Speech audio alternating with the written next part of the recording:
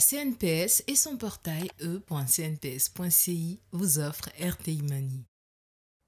Bonsoir à tous et bienvenue dans votre magazine business qui valorise les créateurs de richesse et qui vous parle aussi de banque, des assurances et de la finance.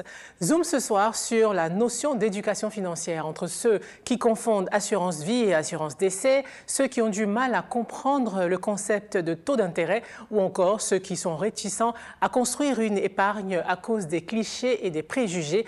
Placer son argent devient une affaire souvent réservée à une élite. Pour autant, tout le monde a besoin de se mettre un toit sur la tête, de s'occuper des études des enfants ou encore d'avoir un bon niveau de vie. Mais comment avoir accès aux informations souvent réservées aux professionnels de la finance ? Comment financer les projets de vie? À quel moment investir? Dans quoi investir? Pour en parler, RTI Money reçoit ce soir un passionné de l'investissement en bourse. Il est entrepreneur, mais il est surtout le fondateur de l'école de la bourse. Brice Kwao, bonsoir. Bonsoir, Justine. Merci d'accepter notre invitation. Avec vous, on va évoquer l'éducation financière. Mais avant, permettez-moi de vous présenter ma team de chroniqueurs avec Stéphanie qui va nous parler des bons plans voyage. Oui, Justine, partir en vacances peut parfois représenter un coût important, surtout lorsqu'il s'agit de destinations lointaines ou de séjours de longue durée. Donc, face à ce constat-là, certaines agences proposent des solutions innovantes pour rendre plus accessibles les voyages. Et puis, à CETA, avec vous, on ira en immersion dans l'univers de l'agrotransformation, plus précisément dans les céréales. Les céréales qui sont des matières premières qu'on ne voit pas souvent sous le feu des projecteurs, mais qui produisent des revenus assez intéressants et qui peuvent être une bonne alternative à l'importation de blé. Et puis, Monsieur Chiffre, ce soir, Rick a décidé de nous parler de la production de caoutchouc naturel en Côte d'Ivoire. Tout à fait, Justine. 1,68 million de tonnes, c'est la quantité de caoutchouc naturel produite par la Côte d'Ivoire en 2023. Un chiffre record qui permet à la Côte d'Ivoire de consolider sa place de leader en Afrique. Je vous en dis plus tout à l'heure. Et tout à l'heure, c'est maintenant. Je vous propose d'y aller. Voici EcoChiffre.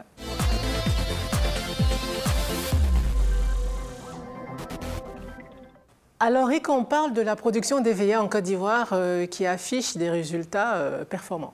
Oui, le secteur de l'EVA en Côte d'Ivoire se porte plutôt bien. On a une production de caoutchouc naturel qui est passée de 1,35 million de tonnes en 2022 à 1,68 million de tonnes en 2023. On est donc sur une progression, une hausse de 24,3%. Et il faut noter que la Côte d'Ivoire représente à elle seule près de 78% de la production de caoutchouc naturel du continent. Donc la Côte d'Ivoire est naturellement leader de la production de cette matière première-là en Afrique. Et comment pourrait-on expliquer cette performance? Alors, on pourrait évoquer, entre autres, la mise en place en 2017 du conseil EVA palmier à huile, dont l'un des principaux objectifs est de mobiliser des fonds, des ressources au profit donc, de ces deux filières-là. Et puis, il faut aussi ajouter que la transformation locale de caoutchouc naturel s'est fortement accrue ces dernières années. On dénombre 34 usines de transformation de caoutchouc naturel en Côte d'Ivoire. Et à côté de cela, il faut noter que la plus grande usine de transformation de caoutchouc naturel en Afrique est basée en Côte d'Ivoire. Avec tout ceci, nous sommes passés d'une transformation locale de 530 000 tonnes d'EVA en 2017 à 1,4 million de tonnes en 2023. Mais à côté de la Côte d'Ivoire, il y a quand même des pays, d'autres pays producteurs de caoutchouc naturel. Quels sont-ils? Oui, en Afrique, nous avons des pays comme le Nigeria, le Libéria, le Ghana ou encore le Cameroun. Mais il faut noter que ces différents pays-là ont un apport encore assez faible au niveau de la production mondiale d'EVA. Et la production d'EVA au niveau mondial est estimée à environ 13,8 millions de tonnes par an. Et 89% de cette production-là est tirée du continent asiatique. Et les plus grands producteurs, notamment, sont sur ce continent. On a des pays comme la Thaïlande et l'Indonésie qui produisent respectivement 4,6 millions et 3,2 millions de tonnes en moyenne sur la période 2012-2022. On a également le Vietnam qui a produit 1,26 million de tonnes en 2022. Et pour terminer sur ce sujet, Justine, il faut savoir que le prix Borchamp du caoutchouc naturel se fixe mensuellement. En janvier, nous étions à 311 francs CFA le kilogramme. Pour le mois de mai 2024, le prix affiché est de 358 francs CFA le kilogramme et on est sur une hausse de 47 francs CFA. Alors, Brice Kwao, pour vous, le spécialiste de la bourse, que vous évoquent ces chiffres-là? Et puis, est-ce que c'est une spéculation dans laquelle on peut investir? Et c'est une spéculation qui est intéressante parce qu'elle a une durée de vie de 30 ans. Et comme il a dit, ils sont payés chaque mois. Donc, imaginez-vous dans une stratégie de retraite, c'est comme un bon complément de pension de retraite. Merci pour le tuyau.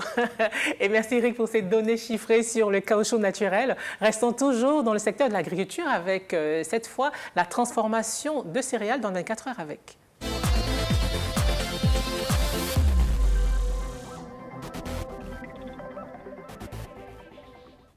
Alors, à CETA, vous avez visité une unité de transformation dans le secteur des céréales et vous nous racontez maintenant. Tout à fait, Justine. Alors, le maïs, le fonio ou encore le mil sont des céréales très prisées par les populations et produites en quantité non négligeable dans la zone nord du pays. Ces céréales qu'on trouve habituellement brutes sur les marchés ne sont pas toujours faciles à utiliser compte tenu de la complexité des processus de lavage ou d'extraction de résidus. Ayant compris le besoin, Alimata Coulibaly s'est lancée dans la transformation de ces céréales-là. Depuis une quinzaine d'années, elle se positionne désormais comme une pionnière. Elle produit et commercialise une vingtaine de produits finis et semi-finis dans de très beaux packaging. Alors, quel est le potentiel de la transformation de céréales en Côte d'Ivoire? Comment réussit-elle à commercialiser ses produits? Quel est le niveau de rentabilité et quels sont les défis auxquels elle est confrontée? On regarde. Ce jour-là, le son des machines rythme la journée d'Alimata Coulibaly et de son équipe. Chaque jour, plus de 500 kg de céréales locales sont transformés dans son usine. Aujourd'hui, elle transforme les grains de mil en farine. Vous pensez qu'on doit moudre encore combien de fois? Une fois, deux fois? Deux fois, moi je pense. Au fil des ans, Alimata, promotrice agroalimentaire depuis plus de 15 ans, a investi plus de 350 millions de francs CFA dans son entreprise.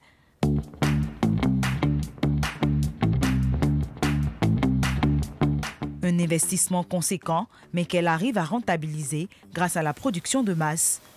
Quand tu transformes en petite quantité, tu ne gagnes rien. Tu tournes en rond. C'est pourquoi souvent on m'entend parler de production de masse.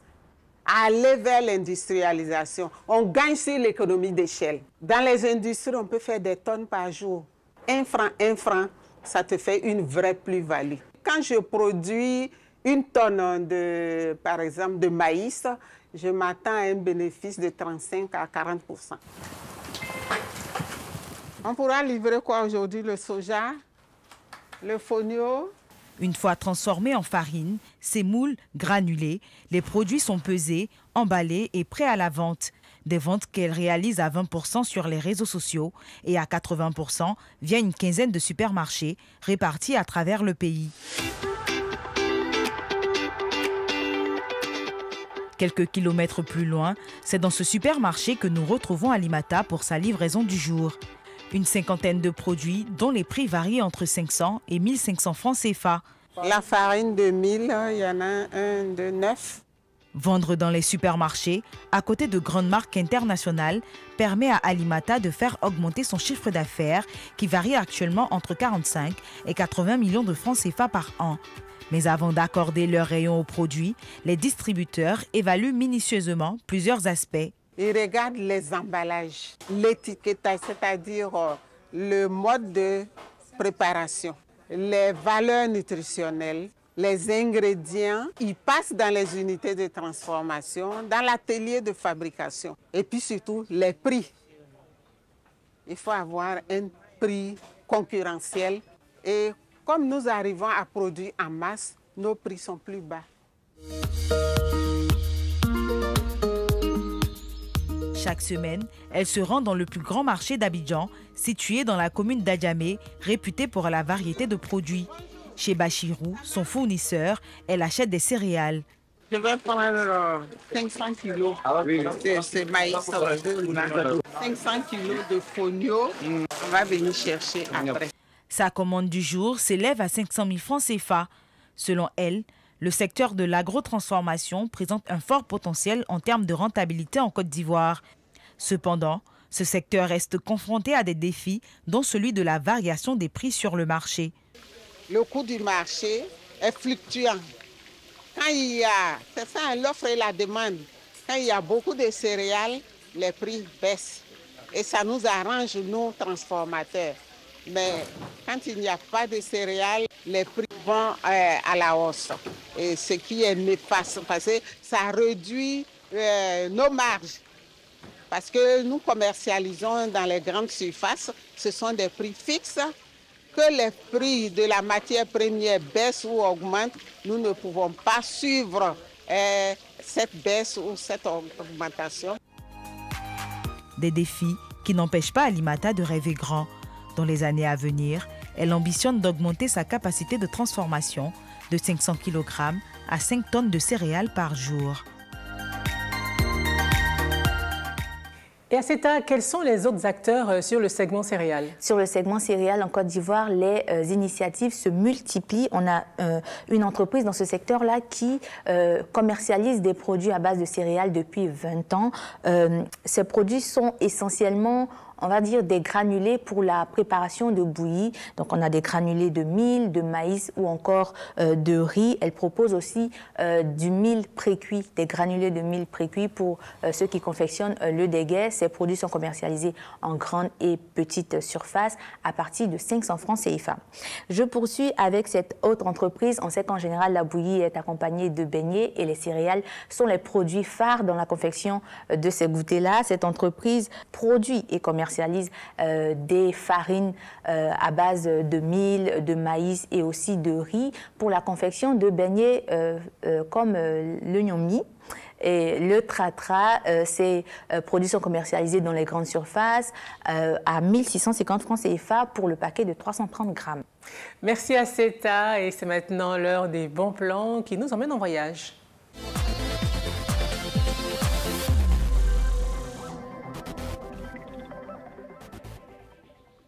Stéphanie, vous avez des bons plans voyage pour nous et il est possible de financer en plusieurs fois son séjour. C'est bien cela. Alors, de plus en plus d'agences de voyage proposent l'épargne voyage, une offre qui permet de payer notre voyage en plusieurs fois et à notre rythme.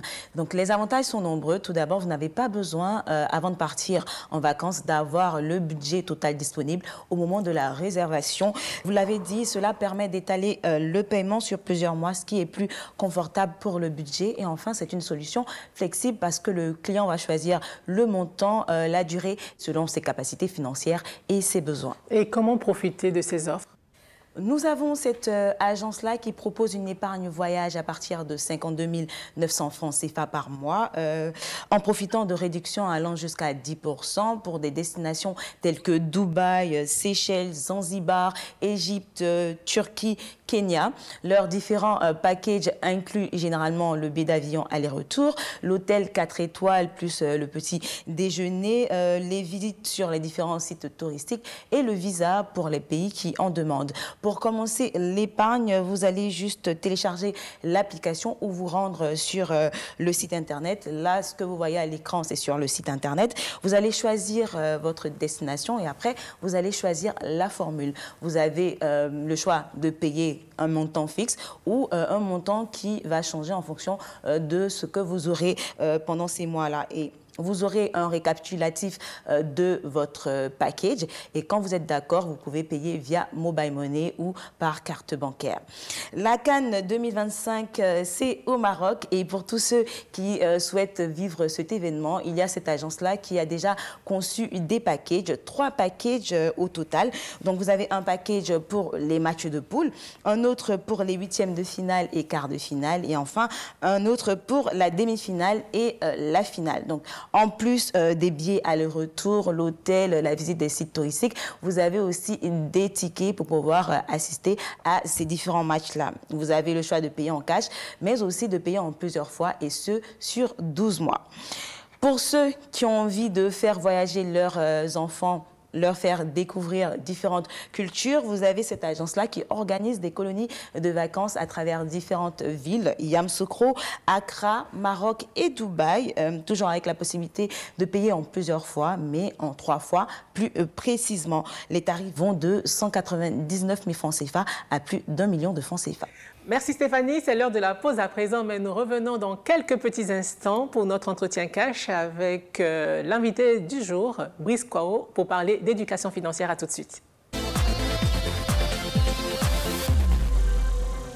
Ils sont nos champions, nos créateurs de richesse. Agriculteurs, transporteurs, artisans, commerçants, sportifs, ils prennent des risques au quotidien. Pour les protéger, la CNPS a créé le RSTI, le régime social des travailleurs indépendants, pour leur assurer des revenus en cas d'incapacité, de maternité et une pension de retraite à vie. CNPS, champion de la protection sociale. Avec Gadjisei, célébrons nos travailleurs indépendants. La CNPS, maintenant, c'est pour tout le monde.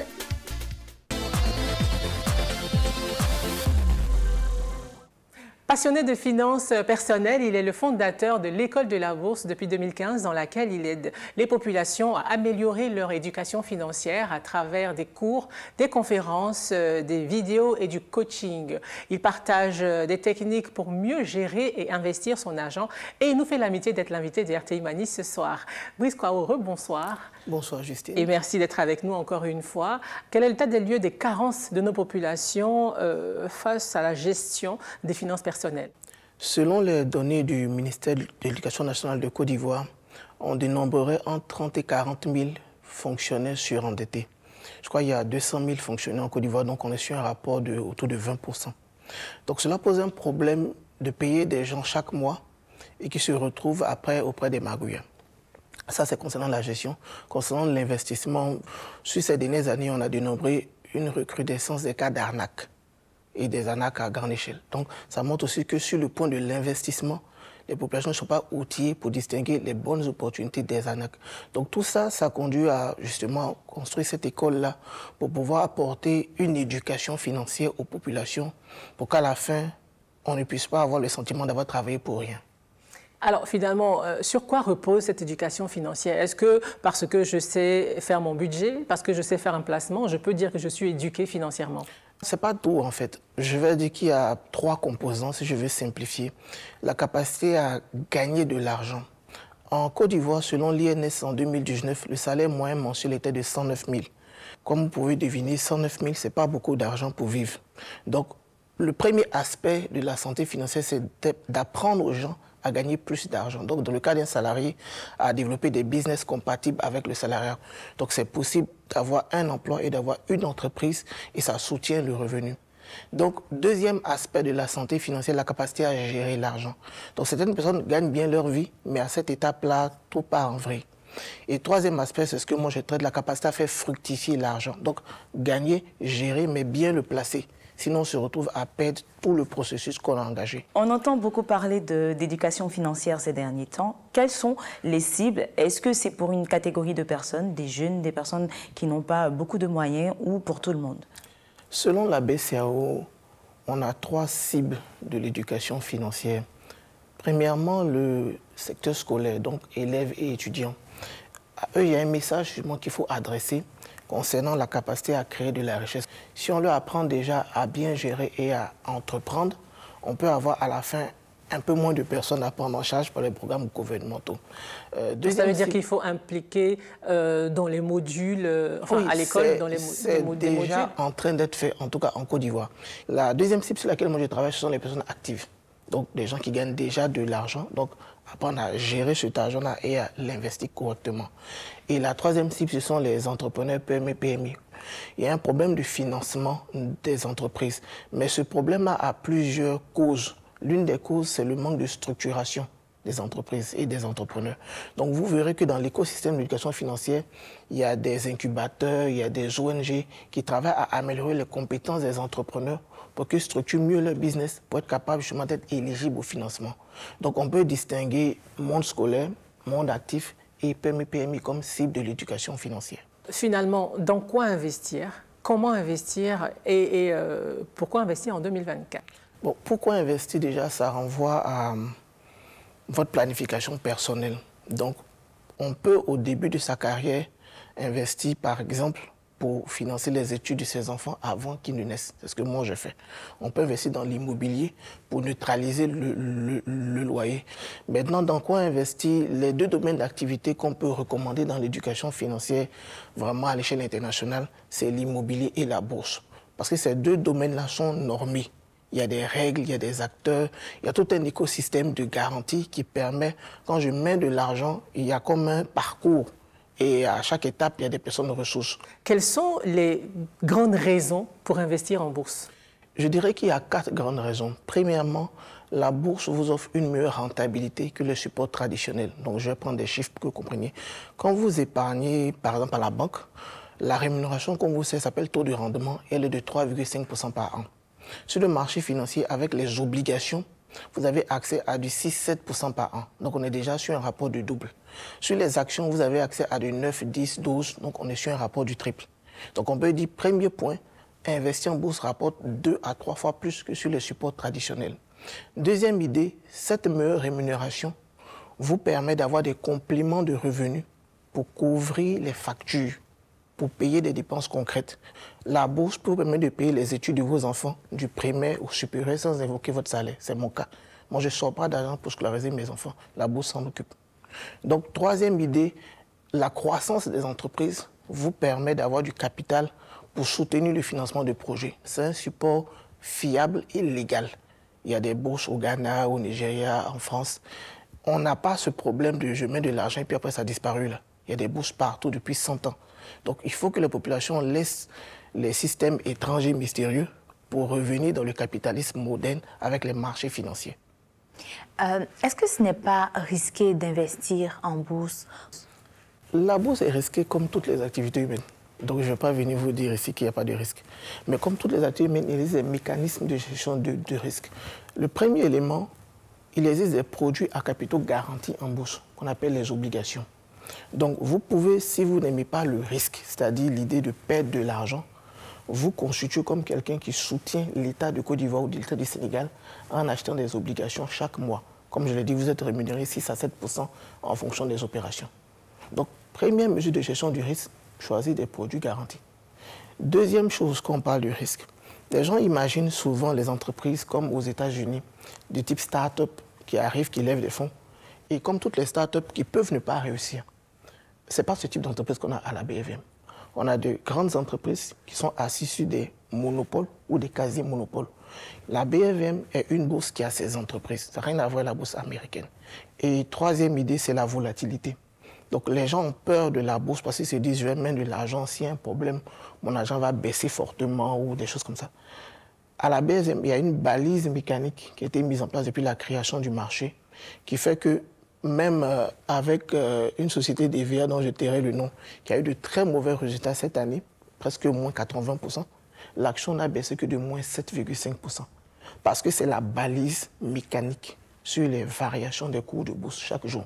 Donc peu importe le problème que l'entreprise a, l'action ne peut baisser que de 7,5% par jour. Donc c'est ces trois idées-là, déjà les produits à capitaux garantis, la solidité des entreprises, et le fait d'avoir bloqué la volatilité que nous on propose comme mécanisme de gestion de risque. Alors, quand on sait que l'apprentissage par erreur coûte beaucoup plus cher, surtout en termes de finances personnelles, vous, quels conseils vous pouvez donner à ceux qui nous regardent concernant donc l'accès à l'éducation financière? C'est justement de procéder par l'éducation. C'est-à-dire c'est l'éducation qui permet d'avoir les capacités d'exercer dans un domaine en mitigeant le risque. Ça, c'est un. De deux, il existe quand même des risques, comme je l'ai dit. Donc, l'éducation vous donne les moyens d'utiliser des techniques pour gérer. Donc, en venant à l'information, on va vous donner les informations, comme on dit, on va vous donner les nouvelles du marché, et ça vous permet d'évoluer tranquillement. Et sur quoi vous travaillez en ce moment? On continue de renforcer notre présence dans l'écosystème. Aujourd'hui, tout le monde a compris que pour le développement du marché, il y a les acteurs techniques, comme les SG, les SGO, et il y a aussi la nécessité d'avoir des écoles de formation qui font un travail et qui vous envoient des investisseurs qui savent ce qu'ils font. Brice Kwao, merci d'avoir répondu aux questions d'RTI Money. Merci pour l'invitation. Merci à Seta, Rick, Stéphanie. Voilà, RTI Money pour ce soir, c'est terminé. Je vous souhaite une excellente soirée. On se retrouve très vite dans une semaine pour une nouvelle édition de votre magazine RTI Money basé sur la banque, les assurances, les finances. Bonsoir. La CNPS et son portail e.cnps.ci vous a offert RTI Money.